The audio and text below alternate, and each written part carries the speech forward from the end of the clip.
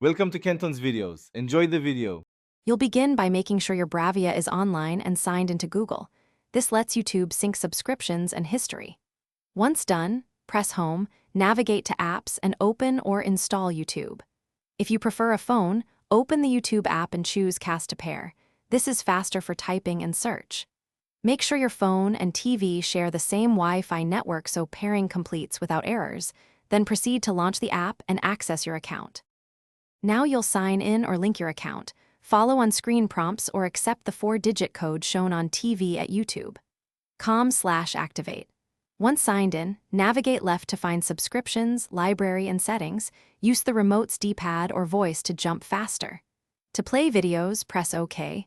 During playback, open the overflow menu to change quality, captions, or audio output. If you plan to cast, tap Cast on your phone and choose the Bravia name. Playback transfers instantly. Finish by customizing preferences. Enable autoplay, link devices, and notification settings so YouTube behaves the way you want. If videos stutter or the app won't load, first quit and relaunch YouTube, then clear the app cache from settings. This fixes most glitches. Make sure your TV firmware and the YouTube app are up to date. If problems continue, restart the TV and router and verify signal strength. Low Wi-Fi is the most common cause of playback failures. Thanks for watching. Consider subscribing if we helped you.